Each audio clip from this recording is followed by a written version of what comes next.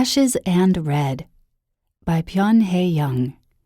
Translated by Sora Kim Russell. They had just stepped into the shadow of the trees when the guide who had told them he would wait for them in the van called them back. "It's scary in there.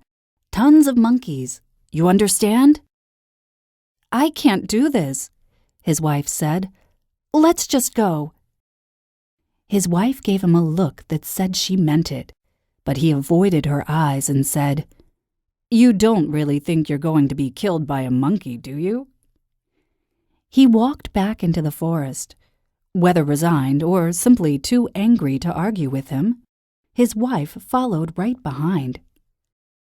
They had not gone far when he realized that this dense, dark forest filled with towering trees that blocked out the sky should have been called a jungle. The trees were as tightly packed as the air itself, and outnumbering the trees were the monkeys, idling about from branch to branch and harassing who or whatever wandered in. There wasn't a single other soul in sight. The guide had followed his request exactly and brought them to a quiet, secluded spot. Later, after they'd made it out of the temple, he would realize that the monkeys were the same species as those he had seen in zoos back home. But in the moment, he could not properly make out the shape of the countless bodies that confronted them as they made their way through. The temple sat at the center of the forest, which was shaped like a deep U. There was no way through without passing the temple. Other than the path, a mere line of trampled grass, everything else was covered in tall trees and dense undergrowth. The heavy shade of the tangled trees, the calling of unseen birds that filled the air, the queer screeching of monkeys that immediately followed as if in response to the bird call, the creepy sound of wind rattling the leaves, and the cold, damp air wafting up from the ground made their teeth chatter. "Well, I guess we know their god is male. Why else would they build a temple somewhere this dark and wet? Am I right?" He made the joke as an excuse to get them talking, but his wife walked on ahead and didn't respond.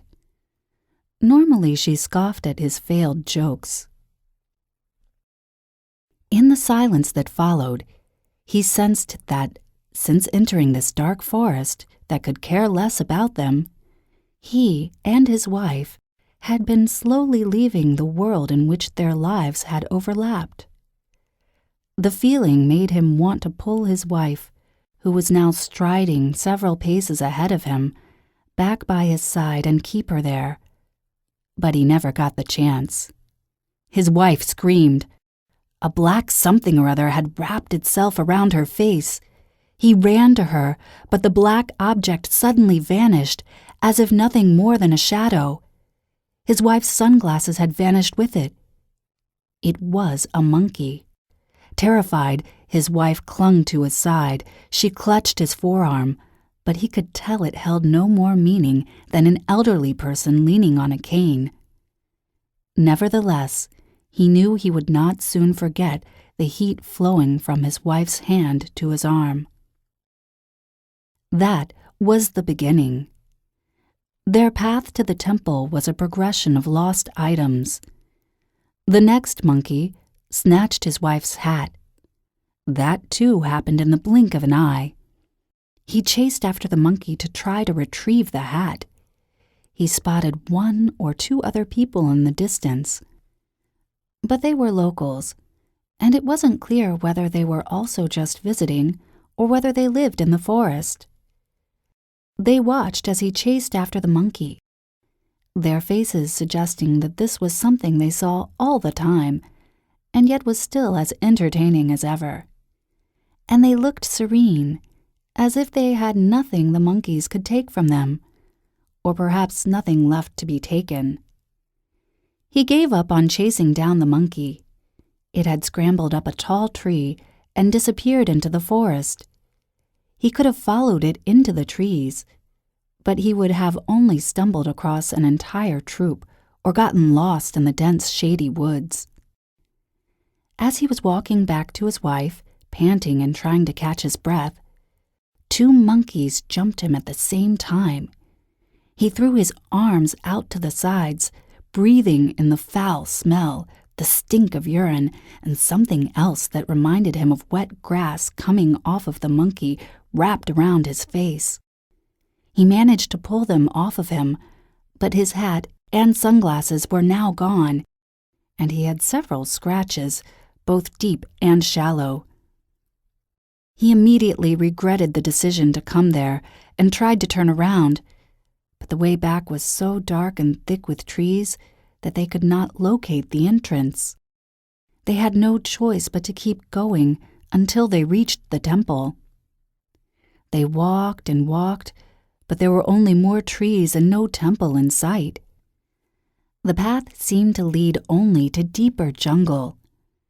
The further they went, the more monkeys they encountered, and each time they lost another of their belongings. Sometimes the monkeys appeared only to tease and anger them. One would abruptly drop from a branch right in front of them to scare them, or burst out of the forest and grab his wife's ankle to make her fall, or smack the back of his head with its tail and then run off again into the trees too fast to be caught. Just as the round roof of the temple had come faintly into view among the treetops, and they were breathing a sigh of relief, 2 more monkeys attacked them. They bit his arms, clawed at his eyes, and let out a blood-curdling shriek as they took the black bag he had been clutching to his chest, as if it were his heart itself. The bag contained his passport and wallet. He had pretended not to hear his wife when she had urged him to leave them in the hotel safe. Lately, the more right she was, the less he listened. Despite his frantic efforts, the 2 monkeys would not get off of him. His bag was quickly stolen. He ran after the monkey with his bag around its neck and grabbed its long tail as if it was about to leap into a tree. He pulled hard and sank his teeth into the wiry fur. It felt like large insects squirming inside his mouth. He clenched his jaw as hard as he could, his eyes shut tight, teeth bearing down through the tough, filthy-smelling skin and the tender bones. A crunching sound pealed inside his head. He thought he would never forget that sound for as long as he lived. The feel of those wiry hairs, the crumbling of bone, the sticky saliva trailing from his open mouth. He would not forget these things. The monkey's hair stood on end, and it let out a piercing scream. He held it down with one arm and fumbled with the other until his hand fell on a long, heavy, fallen branch. He jabbed the tip of the branch at the monkey's back, but it glanced off. Nothing was ever easy. Taking a firmer grip on the tail, he stabbed the monkey over and over with the branch as it screamed and struggled to free itself. Some of the blows landed on the monkey, while others struck his own forearm that held the monkey in place, and some of the blows hit nothing at all. When the stick missed the monkey and pierced his thigh instead, he thought he might drop dead from the pain. But he didn't care. He would kill himself if that was what it took to kill the monkey. Screams. Were they his wife's screams as she finally caught up to him? The monkey's screams? Maybe his own. Slipped under and over the dark tangle of branches overhead and echoed deep into the forest. He did not let go until the monkey lay slumped and weakened. But the moment he released his grip, the monkey that had seemed as good as dead suddenly sprang up and leapt into the trees without a look back. He watched as its red bottom disappeared among the branches. His body ached, his forearm and thigh were throbbing. He wasn't sure, but he might have even broken a bone. A thorn on the branch must have opened a vein. because the wound in his thigh bled profusely and soaked his pant leg. Fat drops of rain began to splatter down from the dark sky, as if to scold him. His bag was gone, snatched up by the other monkey while he was busy fighting. Only after he had lost everything did he realize that what he had fought so desperately to save amounted to nothing. Other than his wife, there was nothing he wanted to save so badly as to merit biting a monkey's tail and stabbing himself in the arm and thigh. He got angry at her because of that. He got angry because here he was, all covered in blood, and still he knew he could not keep her. Just as he had failed to keep his passport and wallet, he was incapable of keeping her, no matter how great the wounds he suffered. And not only that, all of this had been his choice alone. What if his wife were the one who had insisted they go to the temple? What if she had told him to chase down a thieving monkey to get her money and passport back? And what if she had persuaded him to stab the monkey over and over? Then he would not have had to take up that branch and attack the monkey until he was covered in his own blood, with no idea whatsoever of what it was he was trying to hold on to.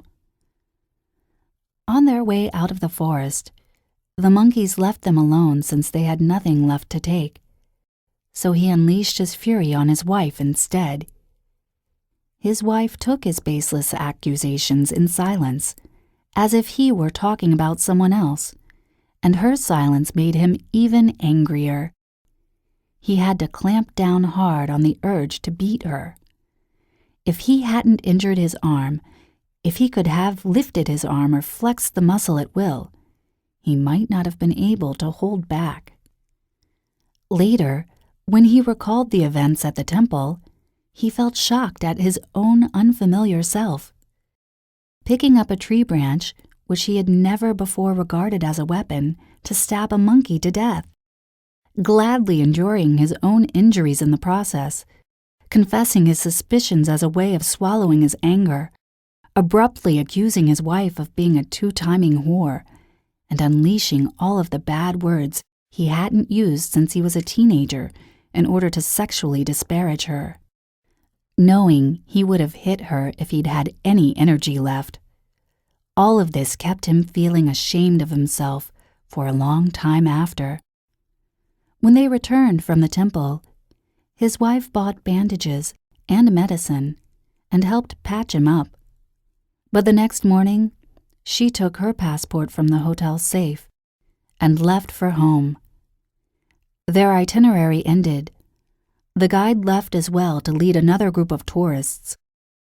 He had to go to the hospital on his own without knowing a single word of the language, get his passport reissued from the embassy, and wait for his wife to wire him money for the rest of his travel expenses, hating himself all the while.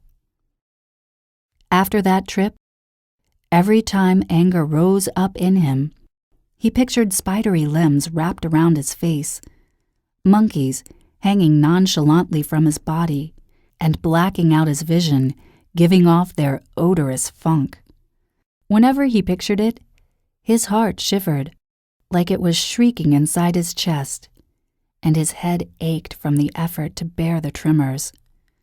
But what frightened him was not those horrible, marauding monkeys, but rather the choices he had made when his back was to the